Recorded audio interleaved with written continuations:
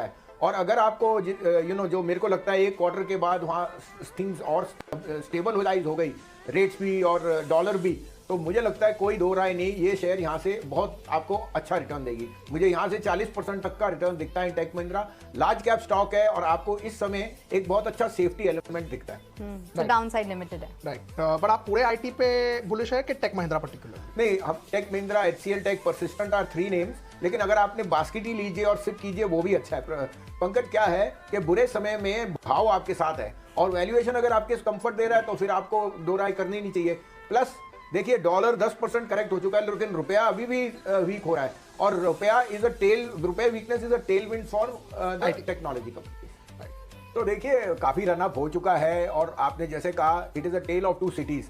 अगर आपके पास आईटी के शेयर थे जो जनवरी में टॉप आउट परफॉर्मर और सब टॉप रेटेड थे, वो अंडर परफॉर्म किए हैं, और पीएसयू बैंक जो अंडर थे वो डार्लिंग्स हो गए। तो शेयर मार्केट में there are enough people who will make money and some the left out feeling. आपने जैसे सही कहा सिद्धार्थ ने, the breath of the market is earn, but bull markets are built on the back of walls of worry, और धीरे धीरे we overcome a lot of the pitfalls and consensus जब तक आता है, you are already at new highs.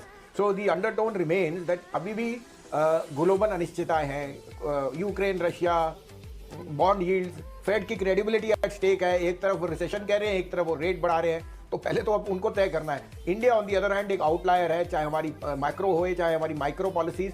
और अनिशा जी, सबसे बड़ी बात है, the retail investor is putting his money where his mouth is. ये बदलने नहीं वाला, तो हमें एक्सपेंसिव वैल्यूएशन पे सामना करना पड़ेगा। स्टॉक सिलेक्शन थोड़ी ज्यादा होगी, कॉर्पोरेट रिजल्ट्स और budget, these will be the 3 key thing. But पहले मुझे 19,000 दिखेगा बजट से पहले, उसके बाद we will take the new course. 2023 में काफ़ी नई सीख हम सबको मिलेगी। तो एक बार न्यू ईयर रेजोल्यूशंस पूछ लेते हैं। संजय सर, आपका क्या रेजोल्यूशन है? Well, firstly to get more, on my fitness regime. मैं बहुत ट्रैवल करता हूँ और fitness has been, plus age is catching up, so fitness is my priority aside from market. Market तो आई थिंक नंबर 1 प्रायोरिटी हमेशा रहेंगे, right? जिगर, what about you? कोई नए साल के लिए रुकने की जरूरत नहीं है, मुझे लगता है कंटिन्यूअस थोड़ा फिलोसॉफिकल हो रहे हैं हम अभी। साल के अंत में पूछेंगे तो फिर ज्यादा बताना। चलो 2023 का नहीं, रेजोल्यूशन अगर आज लेना है तो क्या? अभी लेना है तो क्या? I want to work more on my piano skills beside the market. तो मैं करीब 10 साल, नेक्स्ट साल हम आपको पियानो के साथ बुलाएंगे स्टूडियो में, and then we will see कैसा प्रोग्रेस हुआ है। ऑल टाइम हाई पे आपको नहीं बुलाना आगे से तो वैसे बता दीजिए। Siddharth, what will be your resolution? एक रेजोल्यूशन है कि 2023 में रेजोल्यूशन ब्रेक नहीं कर रहा है तो बनाऊंगा नहीं। आई थिंक ये रेजोल्यूशन मुझे हर साल लेना चाहिए क्योंकि मैंने आज तक कोई भी फॉलो नहीं किया। Pankaj, what's yours? I also want to work on my fitness, so yeah, that I think that goes for resolution. everyone. So let's see. But anyways, let's start with our picks. तो अगर हम देखें Sanjeev sir, आपका auto में भी एक pack है। आपको मदरसन अच्छा लगता है। मदरसन की एक वायरिंग कंपनी है, एक संभावना कंपनी है, तो आपको कौन सी अच्छी लगती है और क्यों, जबकि उनका यूरोप में इतना एक्सपोजर है? हाँ, तो संभावना मुझे अच्छी लगती है। उसका सिंपल रीज़न है कि ये एक सबसे बड़ी OEM ग्लोबल प्लेयर है, और जैसे आपने कहा यूरोप, तो Europe has been the elephant in the room, और हमें पता है उनका reliance on energy and inflation and weaker dollar stronger dollar has hurt them. लेकिन वैल्यूएशंस बहुत अच्छे हैं, और अगर आप डेटा देखें तो अक्टूबर में European car sales the highest in 2 years, और मुझे लगता है pent up demand and things rationalising in the next few months will see के ऑटोज के लिए बहुत स्ट्रॉन्ग डिमांड है।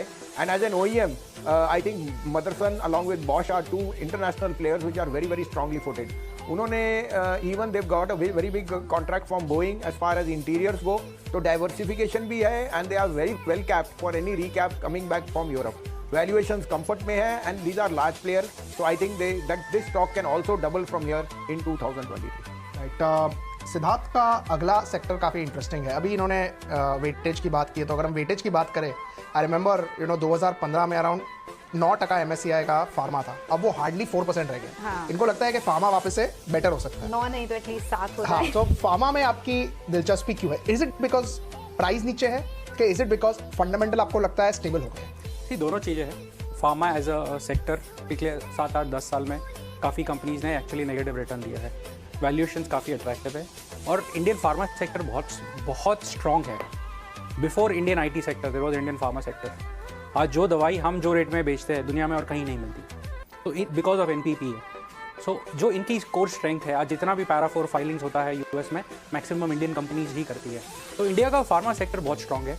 डोमेस्टिकली पिछले 2 महीने से हम काफ़ी स्ट्रॉन्ग ग्रोथ देख रहे हैं, 17 to 18% ग्रोथ देख रहे हैं। तो मेरे हिसाब से वैल्यूशन अच्छे हैं, कंपनीज के इनहेरेंट स्ट्रेंथ्स बहुत ज़्यादा अच्छी है, and these are big businesses. See आप बोल रहे हैं pharma can not be 4% of India's total market cap. नहीं तो आई हैड डन दिस, मैंने ये एक्सरसाइज किया था, तो तभी सन फार्मा वॉज अराउंड 700 रुपीज़, तो मे बी वो शायद अभी थोड़ा ऊपर चले गया होगा, but because the maximum weightage 2016 में सन से आता था, करेक्ट। तो इसके लिए वो अभी तक रिफ्लेक्ट नहीं हुआ है। एंड अगर अभी भी हम देखें तो डॉक्टर रेड्डी एक इंपॉर्टेंट इंडेक्स से निकाला गया आ चुका है, इसके लिए उसकी ओवरऑल वेटेज 4 to 5%। आप देखोगे तो ओवरऑल 2 स्टॉक्स ने अच्छा किया है इस साल, सन फार्मा एंड सिप्ला, बाकी majority of the other pharma stocks ने नहीं अच्छा किया एंड है। पहले सब ऊपर थे, इसके लिए वो 8 to 9% था पीक। तो यही है 2009 में फार्मा सेक्टर में निफ्टी में हार्डली एक या दो कंपनी थी, 2017 में लुपिन भी निफ्टी में आ गया, 14 में राइट, 2017-18 में वापस लुपिन बाहर चला गया। तो मेरे हिसाब से वैल्यूएशन अच्छे हैं, कंपनीज इनहेरेंटली